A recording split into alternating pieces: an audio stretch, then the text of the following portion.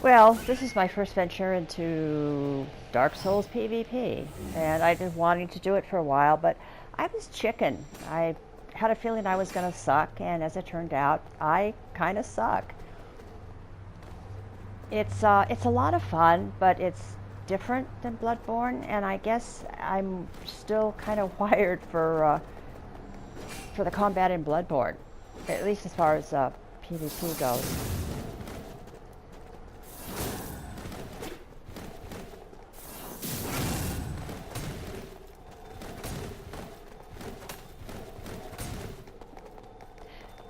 As you can see, I'm red. I'm glowing red. And that's something else I noticed that's different in the Dark Souls games is your character sometimes glows, sometimes they don't. They're different colors. You can be purple, like, you know, the red. And I think there's some other colors, but I'm not positive about that. Anyway, I don't like it as much. I mean, I like being able to see what I look like and what the other players look like, whether I'm fighting them or helping them. It just, to me, it just makes it more personal. But, you know, that's just my feeling on it. And who says I'm right?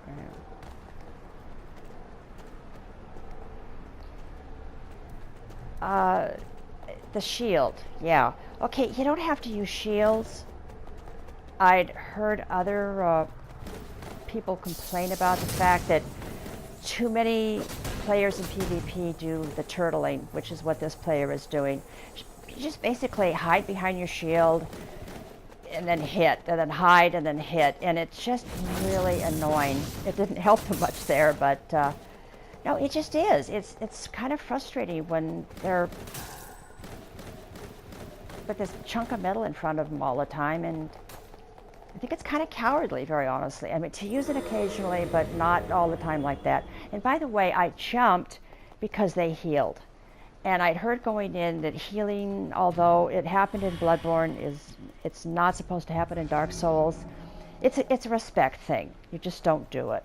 So I jumped. I didn't want to fight them. And that was kind of my way of protesting what they did.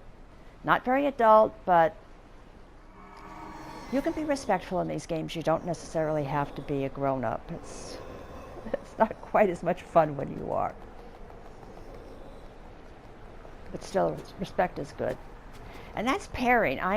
I suck at parrying. I really have not been able to learn how to parry. So I tend not to do it. At least not that much. If something doesn't work, you just don't do it.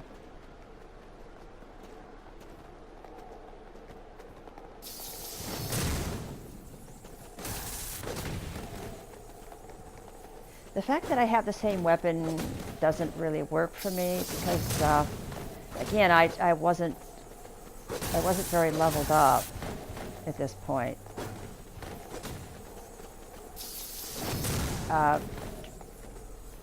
Just playing around with different weapons before deciding which ones I wanted to upgrade.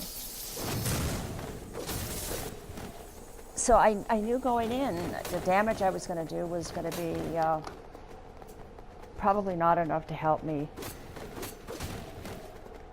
fight well or win much. Although I did there, I guess they suck more than I do. Nothing personal.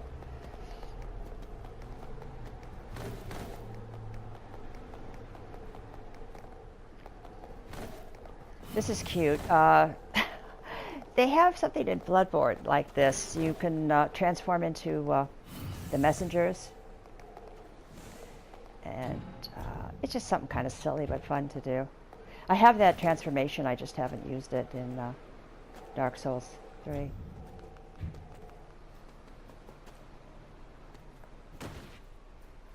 Going into this fight, I assumed there was one other player here, that player, and so they were the one that I was going to be doing battle with. And as it turns out, hi, Purple here showed up, and we fought.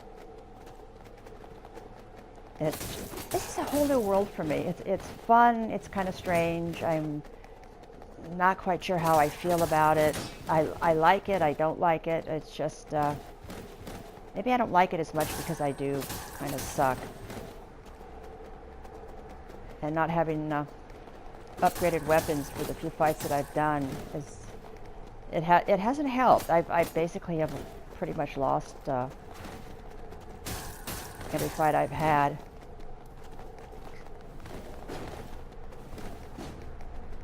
The one thing that I like more than in Bloodborne is that you can have, and they finish the fight. Anyway, I do like having more than 2 people in the PvP areas.